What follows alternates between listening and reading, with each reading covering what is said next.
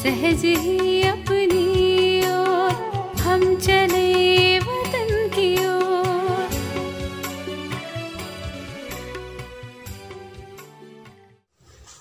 ஓம் சாந்தி 2/9/1975 அவ்யக்த பாப்தாதா மதுபன். இதயம் என்ற சிம்மாசனத்தில் அமர்ந்திருப்பவர்தான் சத்யுக உலக ராஜ்ய அதிகாரி ஆவார். குழந்தைகள், நீங்கள் உங்களை திரிமூர்த்தி ஆசனதாரிகள் என்று நினைக்கிறீர்களா?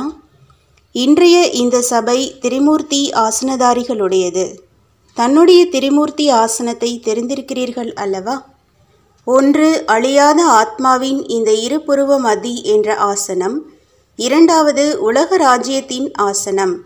மூன்றாவது, அனைத்தையும் விட உயர்ந்த பாப்தாதாவின் இதயம் என்ற ஆசனம். அந்த மாதிரி ஒவ்வொருவரும் தன்னை 3 ஆசனங்களிலும் அமர்ந்திருப்பவராக அனுபவம் செய்கிறீர்களா? அல்லது தெரிந்து மட்டும் இருக்கிறீர்களா? நீங்கள் ஞான சொரூபமானவர்களா அல்லது அனுபவ சொரூபமாகவும் இருக்கிறீர்களா?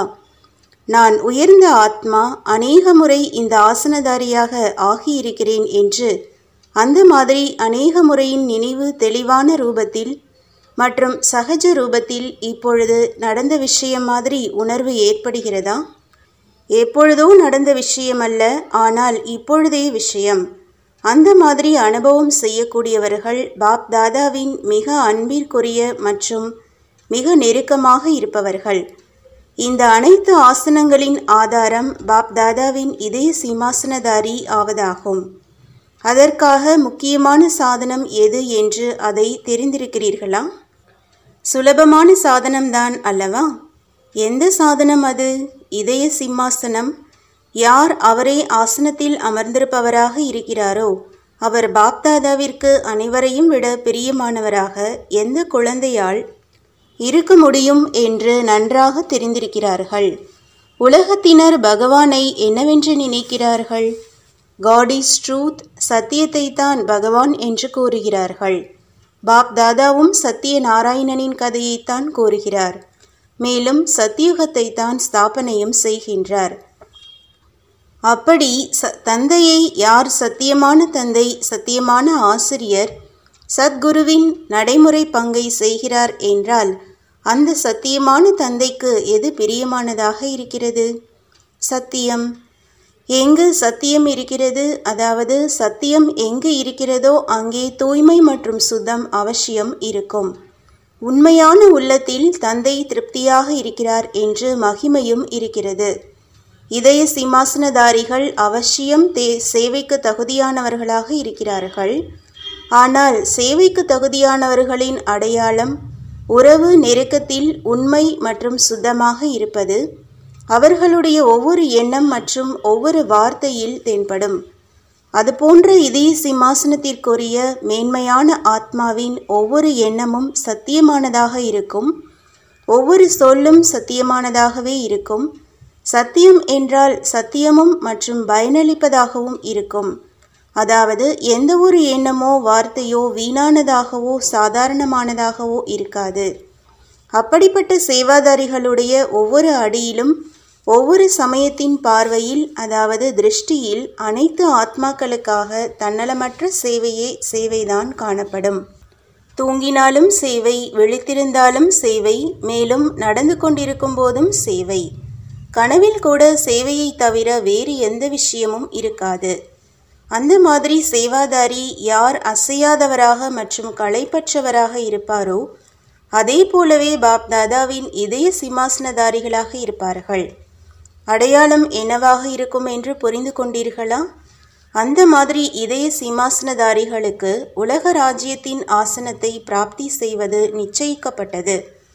எப்படி இருக்கை முன்பதிவு செய்யப்படுகிறது, அதேபோல் ஒவ்வொரு கல்பத்திற்கும் ராஜ சிம்மாசனம் நிச்சயிக்கப்பட்டு விடுகிறது. இயற்கையை அடிமையாக்கி வெற்றி அடையக்கூடிய குழந்தைகள் உலக ராஜ்யத்தின் அதிகாரியாக ஆவார்களா அல்லது மாட்டார்களா என்ற இது எண்ணத்தில் கூட எழ முடியாது. இயற்கை அந்த மாதிரி தன்னுடைய வெற்றியடைந்த எஜமானனின் எதிரில் முன்பாகவும் பின்தொடர்ந்தும் தாசிக்கு சமமாக அடிபணிந்து நடந்து கொண்டிருக்கும் அல்லது நமஸ்காரம் செய்து கொண்டிருக்கும். அனைத்து நேரமும் சேவாதாரியாக இருக்கும் உயர்ந்த ஆத்மாக்களின் எதிரில் சேவாதாரியாகி இருப்பார்கள். அந்த மாதிரி தன்னுடைய உயர்ந்த சொரூபம் தென்பட்டு கொண்டிருக்கிறது தானே. இப்பொழுதோ இயற்கை சேவைக்காக தன்னுடைய அந்த மாதிரியான எஜமானன் உங்களுக்காக காத்து கொண்டிருக்கிறது. கடலும் பூமியும் அந்த மாதிரி உலகின் எஜமானனின் சேவைக்காக தன்னை இப்பொழுது சம்பன்னம் ஆக்கி கொண்டிருக்கிறார்கள். கடலும் பூமியும் கூட அம்மாதிரியான உலகத்தின் எஜமானருக்கு சேவை செய்வதற்காக இப்பொழுது சுயம் சம்பன்னம் ஆகி கொண்டிருக்கின்றன. அவர்களுடைய ஏற்பாடுகளை பார்த்து கொண்டிருக்கிறீர்களா? எப்படி பக்தர்கள் மிகவும் தனக்கு பிடித்தமான தூக்கத்தையும் தியாகம் செய்து தேவதைகளின் சக்திகளின் சாலிகிராம் ரூபத்தில் பூஜை செய்து கொண்டே மிக பலத்த ஒளியோடு ஆவாகனம் செய்து கொண்டிருக்கிறார்கள்.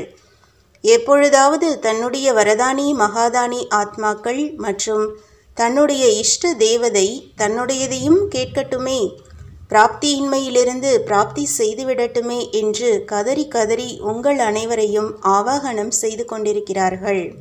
அதுபோலவே இப்பொழுது நேரம் அருகில் இருக்கும் காரணத்தால் பக்தர்களையும் சேர்த்து இயற்கையும் எப்பொழுது தன்னுடைய சதோப்பிரதான எஜமானன் தன்மேல் திருப்தி ஆவார் என்று உங்களை வரவேற்று கொண்டிருக்கிறது. நீங்கள் ராஜ்யம் செய்வீர்கள். மேலும் இயற்கையும் சதோப்பிரதான உடலை தாரணை செய்யும். இயற்கையின் ஆவாகனம் பக்தர்களின் ஆவாகனம் தென்படுகிறதா? உங்கள் காதுகளில் கேட்கின்றதா? இவர்களுடைய ஆவாகனத்தின் கூடவே இன்னொரு பக்கம் பாப்தாதாவும் நீங்கள் சமமானவராக மற்றும் சம்பூர்ணமானவராக ஆகி சூக்ஷ்மவதன நிவாசி ஃபரிஷ்தாவாக ஆகி தந்தையுடன் வீடு செல்லுங்கள் என்று ஆவாகனம் செய்து கொண்டிருக்கிறார். செல்ல வேண்டுமா அல்லது சங்கமயுகம் அதிகமாக இருக்க வேண்டும் என்ற விருப்பமா? எவரடியாக ஆகிவிட்டீர்களா? எங்கு அமர வைக்கப்படுகிறோமோ, எந்த ரூபத்தில் அமர வைக்கப்படுகிறோமோ, மேலும் எவ்வளவு நேரம் அமர வைத்தாலும் தயார் என்ற அந்த உறுதிமொழியில் எப்பொழுதும் ஸ்திரமாக இருக்கிறீர்களா? கடைசி கட்டளை ஆன்மீக இராணுவத்திற்கு எப்பொழுது கிடைக்கும்? ஒரு நொடிக்கான கட்டளையாக இருக்கும். 1 மணி நேரத்திற்கு முன்பு அறிவிப்பு இருக்காது. அப்பொழுதுதான் 8 ரத்தினங்கள் உருவாகுவார்கள். தேதியை நிச்சயம் செய்து அறிவித்து பரீட்சை இருக்காது. அதாவது டிராமாவில் நிச்சயிக்கப்பட்ட கடைசி தேதி மற்றும் நேரம் அறிவிக்கப்படாது. இதுவோ உத்தேசமாக கூறப்படுகிறது. ஆனால் கடைசி பரீட்சை ஒரே ஒரு கேள்விக்கானதாக மற்றும் 1 நொடிக்கானதாக இருக்கும். எனவே குழந்தைகள் எவரடி ஆக வேண்டும்? உள்ளடக்கும் சக்தி மற்றும் எதிர்நோக்கும் சக்தி, இந்த 2 சக்திகளில் சம்பன்னம் ஆகிவிட்டோமா என்று ஒவ்வொரு நேரமும் தன்னை சோதனை செய்யுங்கள். உள்ளடக்கத்தில் கொண்டு வரும் சக்தியை வெகு காலமாக காரியத்தில் கொண்டு வருவதற்கான பயிற்சி தேவையாக இருக்கிறது. கடைசி நேரத்தில் உள்ளடக்கத்தில் கொண்டு வருவதை தொடங்காதீர்கள். அதிலேயே நேரம் சென்றுவிடும். உள்ளடக்கத்தில் கொண்டு வரும் காரியமோ இப்பொழுது சம்பன்னம் ஆகியிருக்க வேண்டும். அப்பொழுதுதான் ஒரு பலம், ஒருவர் மேல் உள்ள நம்பிக்கை மற்றும் நிரந்தரமாக உன்னோடுதான் சாப்பிடுவேன், உன்னோடுதான் அமருவேன், உன்னோடுதான் பேசுவேன் மற்றும் உன்னிடமிருந்துதான் கேட்பேன் என்று செய்யப்பட்ட உறுதிமொழியை நிறைவேற்ற முடியும். 8 மணி நேரம் உன்னோடு பேசுவேன், உன்னிடமிருந்து கேட்பேன், மற்ற நேரங்களில் ஆத்மாக்களுடன் பேசுவேன் மற்றும் கேட்பேன் என்று அப்படி இருக்க வேண்டாம். இது நிரந்தரமான உறுதிமொழியாகும். இதில் சாதுரியமானவராக ஆகாதீர்கள். தந்தையால் கொடுக்கப்பட்ட ஞான பாயிண்ட்களை தந்தையின் எதிரில் வக்கீல் ரூபத்தில் வைக்காதீர்கள். சிலர் அமிர்த வேளையில் வக்கீலாகி விடுகிறார்கள். சத்யுகத்தில் வழக்குகள் என்பது இருக்காது. எனவே பாப் தாதாவிற்கு முன்பாக இது போன்ற குறும்புத்தனங்களை செய்யாதீர்கள். வக்கீலுக்கு பதிலாக நீதிபதி ஆகுங்கள். ஆனால் யாருக்கு? நீதிபதி ஆகுங்கள் மற்றவர்களுக்கு அல்ல. பாப் தாதாவிற்கு முழு நாளில் அமிர்த வேளையின் நேரத்தில் தனக்கே குழந்தைகளின் விசித்திரமான காட்சிகளை பார்த்து மகிழ்ச்சியடைவதற்கு சந்தர்ப்பம் கிடைக்கிறது. அந்த நேரம் ஒவ்வொருவரின் புகைப்படம் எடுப்பதற்கு தகுதியான போஸ் மற்றும் பொசிஷன் இருக்கிறது. சாட்சியாகி நீங்கள் ஒரு நாள் பார்த்தாலும் அதிகமாக சிரிப்பீர்கள். சிலர் போர் வீரனாகியும் வருகிறார்கள். தந்தையால் கொடுக்கப்பட்ட ஆயுதங்களை நீங்கள் அப்படி கூறினீர்கள், ஞானம் அந்த மாதிரி கூறுகிறது என்று தந்தைக்கு எதிராக உபயோகிக்கிறார்கள். தந்தை புன்முறுவலிட்டு கொண்டு காட்சிகளை பார்த்து கொண்டே இருக்கிறார்.